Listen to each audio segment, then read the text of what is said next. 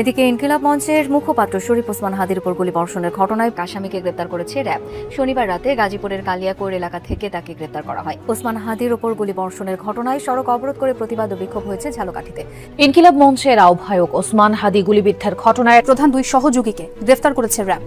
ওসমান হাদির উপর গুলিবর্ষণ ঘটনার সঙ্গে সম্পৃক্ত একজনকে শনাক্ত করা হয়েছে। আমার দেশের হাতে এসেছে তার বেশ কয়েকটি ছবি। এসব ছবিতে দেখা যায় তিনি ইনকিলাব কালচারাল সেন্টারে হাদির পাশেই বসে আছেন। এই ব্যক্তির নাম ফয়সাল করিম মাসুদ, ছদ্মনাম দাউদ বিন ফয়সাল। তিনি সাবেক ছাত্রলীগ সহসভাপতি, ঢাকা মহানগর উত্তর এবং আদাবরের ছাত্রলীগ। 24 ঘন্টার মধ্যে চিহ্নিত করে এই ষড়যন্ত্রের নীল নকশা সবার সামনে উন্মোচন করতে হবে।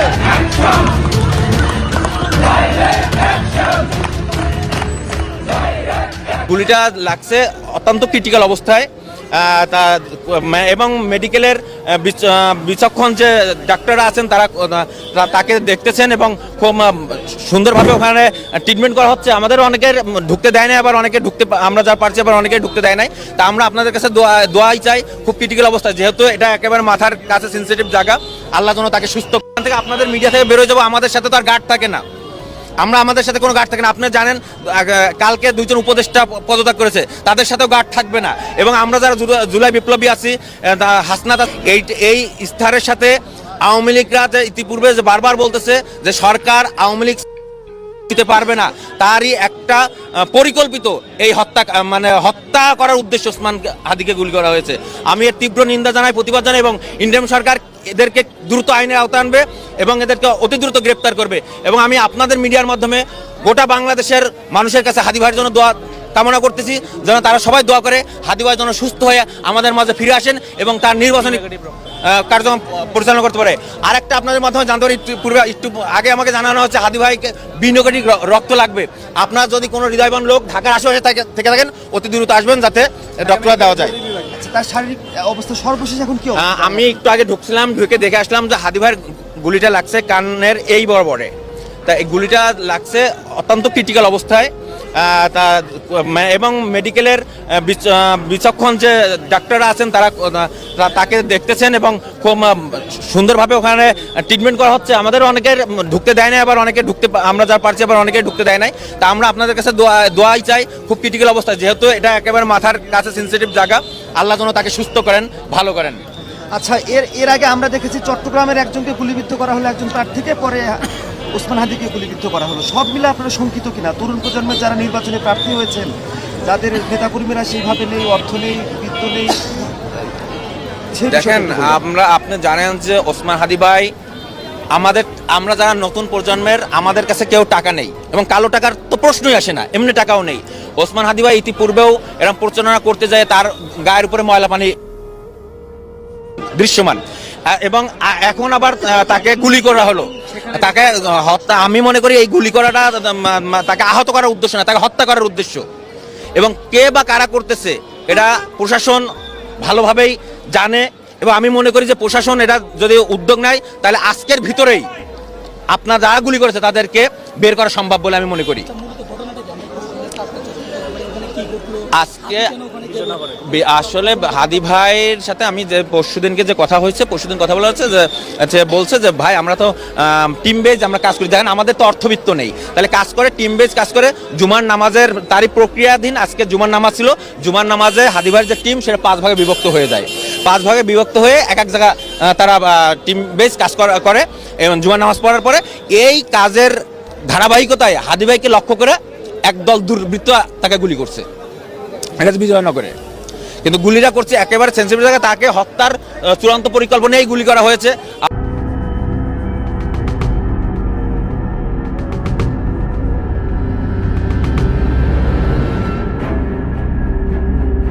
দুর্বৃত্তের ছোড়াগুলি ইনকিলাব মঞ্চের মুখপাত্র ওসমান হাদির বাম কানের নিচে ঢুকে ডান কানের ওপরে ক্রস হয়ে বেরিয়ে গেছে। একটি গুলি ছুড়েছে দুর্বৃত্ত। ডিবি কর্মকর্তাদের ধারণা, দুর্বৃত্তরা আগে থেকে তাকে গুলি করার পরিকল্পনা করেছিল। সেই অনুযায়ী সময় ও স্থান বেছে নেওয়া হয়। শুক্রবার ছুটির দিন যানজট থাকে না, সড়ক ফাঁকা থাকে। এই সুযোগ তারা বেছে নিয়েছে। শুটার গ্রুপ তার পিছু নিয়ে অপারেশন সাকসেস করে পালিয়ে গেছে। এখন পর্যন্ত গোয়েন্দারা শুটারদের কোনো অবস্থান শনাক্ত করতে পারেনি। আইনশৃঙ্খলা বাহিনীর একটি সূত্র বলছে, গুলিতে অংশগ্রহণকারীদের মধ্যে অন্তত একজন সহ সন্দেহভাজন 5 জন গোয়েন্দার নজরদারিতে রয়েছে। তবে প্রধান ঘাতক 2 জন বর্ডার ক্রস করে ভারতে পালিয়ে গেছে। একটি সূত্র বলছে, ঘাতক ফয়সাল যদি কোনো কারণে ধরা পড়ে যেত, তাকে ছাড়ানোর জন্য রেডি ছিল রেস্কিউ টিম। প্রশ্ন হচ্ছে, কিভাবে, কার সহায়তায় ভারতে পালিয়ে গেল হাদির হামলাকারী ফয়সাল? তাকে উদ্ধারের জন্য কী ধরনের রেস্কিউ টিম ছিল? চলুন বিস্তারিত জেনে নেওয়া যাক। ইনকিলাব মঞ্চের সংগঠক ও জুলাই যোদ্ধা ওসমান হাদির ওপর হামলাকারীরা সীমান্ত পাড়ি দিয়ে ভারতে প্রবেশ করেছে। বিষয়টি নিশ্চিত করেছেন কাতার ভিত্তিক সংবাদ মাধ্যম আল জাজিরার সাংবাদিক জুলকারনাইন শায়ের। তিনি জানান, তাদের বর্তমান অবস্থান আসামের গুয়াহাটি শহরে। শনিবার দিবাগত রাতে নিজের ভেরিফাইড ফেসবুক আইডিতে দেওয়া এক স্ট্যাটাসে এমন তথ্য জানান শায়ের। জুলকারনাইন শায়ের লিখেন, ইনকিলাব মঞ্চের সংগঠক ওসমান হাদিকে শেষ করার উদ্দেশ্যে গুলি করার ঘটনার সাথে জড়িত শুটার সাবেক ছাত্রলীগ নেতা ফয়সাল করিম মাসুদ ওরফে দাউদ খান এবং তার সহযোগী মোটর বাইক চালক আলমগীর হোসেন 12 ডিসেম্বর সীমান্ত পাড়ি দিয়ে ভারতে প্রবেশ করে বলে নিশ্চিত হওয়া গেছে। তাদের বর্তমান অবস্থান আসামের গুয়াহাটি শহরে। তিনি আরও লিখেন, ভারতে তাদের সহায়তা করছেন আওয়ামী লীগ নেতা জাহাঙ্গীর কবির নানকের ব্যক্তিগত সহকারী মোহাম্মদ মাসুদুর রহমান বিপ্লবের তত্ত্বাবধানে এই ঘাতকরা ভারতে অবস্থান করছে। এদিকে মূল শুটার ফয়সাল তার ঘনিষ্ঠ মহলে দাবি করেছে, ব্যবহৃত অস্ত্রটি জ্যাম হয়ে যাওয়ায় সে কেবল একটি গুলি করতে সক্ষম হয়।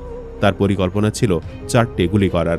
এদিকে আরেকটি সূত্র বলছে, ফয়সাল যখন মিশনে মাঠে নেমেছিল তখন তাদের আশেপাশে ছিল আরও অন্তত 10 মানুষ, যাদের কাজ ছিল যদি কোনোভাবে ফয়সাল ধরা পড়ে যায় তবে তাকে উদ্ধার করবে এই 10 জন। ওই 10 জনের কাছে ছিল ককটেল, যাতে সে ককটেল বিস্ফোরণ করে সবাইকে ছত্রভঙ্গ করে দেওয়া যায়। ধারণা করা হচ্ছে এই কাজটি দেশে থেকে সমন্বয় করেছে একটি রাজনৈতিক দলের নেতারা।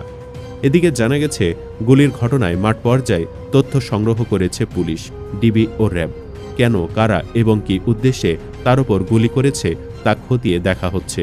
পাশাপাশি হাদির গুলির ঘটনার বিষয়টি উদ্ঘাটনের স্বার্থে একাধিক ব্যক্তিকে জিজ্ঞাসাবাদ করা হচ্ছে। এ ঘটনায় শনিবার রাত পর্যন্ত পল্টন থানায় মামলা হয়নি, তবে মামলার বিষয়টি প্রক্রিয়াধীন রয়েছে বলে জানিয়েছে পুলিশ। হাদিকে গুলির পর কেউ যাতে প্রতিরোধ করতে না পারে, তার রিকশার আগে ও পিছে দুর্বৃত্তদের কোনো গাড়ি ছিল কিনা তা খতিয়ে দেখছে পুলিশ। এছাড়াও সিসি ক্যামেরার আশেপাশের লোকজনের গতিবিধিও পর্যবেক্ষণের জন্য রাখা হয়েছে। ঘটনাস্থলের সিসিটিভি ফুটেজ, ঘটনাস্থলের ফুটেজ এবং প্রাপ্ত অন্যান্য তথ্য ও উপাত্ত বিশ্লেষণ করা হচ্ছে।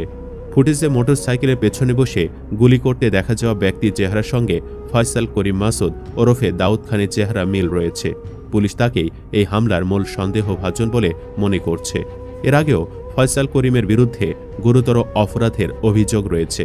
গত বছরের নভেম্বর মাসে রাজধানীর মোহাম্মদপুরের আদাবর এলাকায় একটি অফিসে ঢুকে অস্ত্রের মুখে 17 লাখ টাকা লুট ও ডাকাতির ঘটনায় তিনি র্যাবের হাতে গ্রেফতার হয়েছিলেন। ওই সময় একাধিক মূলধারার সংবাদ মাধ্যমে তার ছবিসহ খবর প্রকাশিত হয় এবং তিনি মামলার প্রধান আসামি ছিলেন। পরে তিনি জামিনে কারাগার থেকে ছাড়া পান। শুটার ফয়সাল সহ মোটরসাইকেলে আরও একজনকে ধরতে অভিযান চালাচ্ছে পুলিশ। ডিবি জানিয়েছে, ঘটনাস্থলের সিসিটিভি ফুটেজ বিশ্লেষণ করে ছবির ব্যক্তিকে প্রাথমিকভাবে শনাক্ত করা গেছে এবং পুলিশ তাকে হন্যে হয়ে খুঁজছে। তাকে ধরিয়ে দেওয়ার জন্য পুলিশ জনগণের প্রতি বিনীত অনুরোধ করেছে। এ বিষয়ে ঢাকা মহানগর গোয়েন্দা পুলিশের অতিরিক্ত কমিশনার শফিকুল ইসলাম গতকাল শনিবার বিকালে জানান, হাদিকে কারা গুলি করেছে তাদের চিহ্নিত করার জন্য আমরা কাজ করছি। এখনও পর্যন্ত কেউ গ্রেফতার হয়নি। র্যাবের আইন ও গণমাধ্যম বিভাগের পরিচালক wing commander MZM Intekhab Chowdhury জানান, আমরা ছায়া তদন্ত করছি, আমাদের টিম মাঠে কাজ করছে। এদিকে স্বরাষ্ট্র উপদেষ্টা লেফটেন্যান্ট জেনারেল অবসরপ্রাপ্ত জাহাঙ্গীর আলম চৌধুরী ইনকিলাব মঞ্চের মুখপাত্র ওসমান হাদির হত্যা চেষ্টায় জড়িতকে ধরিয়ে দিতে পারলে 50 লাখ টাকা পুরস্কার দেওয়া হবে বলে ঘোষণা দিয়েছেন। গতকাল শনিবার সচিবালয়ে মন্ত্রণালয় সভাকক্ষে আইনশৃঙ্খলা সংক্রান্ত কোর কমিটির বৈঠক শেষে সাংবাদিকদের তিনি এসব তথ্য জানান। তিনি বলেন, হাদিকে হত্যা চেষ্টায় জড়িতদের ধরিয়ে দিতে পারলে 50 লাখ টাকা পুরস্কার ঘোষণা করেছে সরকার। প্রার্থীদের নিরাপত্তায় ব্যবস্থা নেওয়া হচ্ছে। হাদির ওপর হামলাকারীদের বিষয়ে Dhaka metropolitan police commissioner Sheikh Sajjad Ali বলেন, আমরা প্রাইম টার্গেটকে খুঁজছি, এখনও 24 ঘন্টা পার হয়নি। হোপফুলি এটা আমরা ডিটেক্ট করতে পারব। কতজন এই চক্রের সঙ্গে আছে জানতে চাইলে তিনি বলেন, এখনই কিছু বলা যাচ্ছে না। আমরা টার্গেটকে খুঁজছি। আসামির নাম জানতে চাইলে তিনি বলেন, নাম এখনই বলা যাচ্ছে না, আমরা তাকে খুঁজছি, জনগণের সহযোগিতা চেয়েছি। এছাড়াও ওসমান হাদিকে গুলির ঘটনায় সন্দেহভাজন একজনের ছবি প্রকাশ করেছে ঢাকা মহানগর পুলিশ। ঘটনাস্থলের সিসিটিভি ফুটেজ বিশ্লেষণ করে তাকে প্রাথমিকভাবে শনাক্ত করা গেছে বলে জানিয়েছে ডিএমপি। গতকাল শনিবার সকালে এক সংবাদ বিজ্ঞপ্তিতে বলা হয়, ওই ব্যক্তির সম্পর্কে কোনো তথ্য থাকলে বা তার সন্ধান পেলে দ্রুত নিম্নলিখিত মোবাইল নম্বর অথবা 999-এর মাধ্যমে পুলিশকে জানানোর জন্য অনুরোধ করা হলো। সন্ধানদাতার পরিচয় গোপন রাখা হবে এবং উপযুক্ত পুরস্কার দেওয়া হবে। পুলিশের মতিঝিল ডিসির 01-3200-400-80 এবং ওসি পল্টনের 01-3200-40-132 এই নম্বরে তথ্য জানানোর জন্য বলা হয়েছে। পুলিশের প্রাথমিক তথ্য অনুযায়ী সন্দেহভাজন ওই যুবকের নাম ফয়সাল করিম মাসুদ, ডাকনাম রাহুল। তার বাড়ি পটুয়াখালীর বাউফল উপজেলায়। ফয়সাল করিম মাসুদের স্থায়ী ঠিকানা বাউফল উপজেলার কেশবপুর ইউনিয়নের 2 নম্বর ওয়ার্ডে, কেশবপুর কলেজ সংলগ্ন এলাকায়। তার পিতার নাম হুমায়ুন কবির। বর্তমানে তিনি ঢাকার আদাবর থানাধীন পিসি কালচার হাউজিং সোসাইটির 41 নম্বর বাসা 9 নম্বর রোডে বসবাস করতেন। জানা গেছে তিনি আদাবর থানার ছাত্রলীগের সভাপতি। আদাবর থানায় তার বিরুদ্ধে একটি মামলা রয়েছে। সন্দেহভাজন যুবকের বাড়ি পটুয়াখালী। ফয়সাল করিম মাসুদের বাড়ির ঠিকানা বাউফল এলাকায় জানাজানি হওয়ার পর সেখানে মানুষের মধ্যে অসন্তোষের সৃষ্টি হয়েছে। বাউফল উপজেলা সদর থেকে প্রায় 12 কিলোমিটার দূরে। তার বাবার নাম মোহাম্মদ হুমায়ুন কবির ওরফে আব্দুল মালিক মুন্সি। গতকাল শনিবার সরেজমিনে স্থানীয় বাসিন্দা ও বাড়ির লোকজনের সঙ্গে কথা বলে জানা গেছে, ফয়সাল করিম মাসুদের জন্ম ঢাকায়। স্থানীয় বাসিন্দা ও স্বজনদের ভাষ্যমতে ফয়সাল করিম কোনোদিন গ্রামের বাড়িতে আসেননি। ফয়সালের বাবা তার পৈতৃক সূত্রে পাওয়া জমি বিক্রি করে প্রায় 35 বছর আগে ঢাকায় চলে যান। তার বাবা ও মা মারা যাওয়ার পরেও এলাকায় আসেননি। ওসমান হাদিকে গুলি করার পর সীমান্ত এলাকায় অহেতুক নিরাপত্তা জোরদার করেছে বর্ডার গার্ড বাংলাদেশ। এই ঘটনায় জড়িত পলাতক আসামিরা যেন বাংলাদেশ থেকে ভারতে পালিয়ে যেতে না পারে সে লক্ষ্যেই বেনাপোল সীমান্তে ব্যাপক নজরদারি ও তল্লাশি কার্যক্রম চালানো হচ্ছে। সূত্র বলছে, বেনাপোল আইসিপি আমড়াখালী, সাদিপুর, রঘুনাথপুর, ঘিবা, শিকারপুর, শালকোনা, কাশীপুর, মাসিলা, আন্দুলিয়া ও 5 পীরতলা এলাকাসহ সীমান্ত সংলগ্ন বিভিন্ন স্থানে অতিরিক্ত বিজিবির সদস্য মোতায়েন করা হয়। যদিও ঘাতকরা কখনোই বৈধ পথে পালায় না, তারা পালায় অবৈধ পথে। সুপ্রিয় দর্শক, এই ঘটনায় কারা জড়িত থাকতে পারে? বিএনপি না ঘটেছিল বসুন্ধরা ওসমান হাদির সাথে, তাকে কেন মারা হলো? এমন একটা চাঞ্চল্যকর তথ্য বেরিয়ে এসেছে, সে যদি না মরতো তাহলে সে এমন কিছু তথ্য ফাঁস করে দিত যা দেশের জন্য খুবই একেবারে ভালো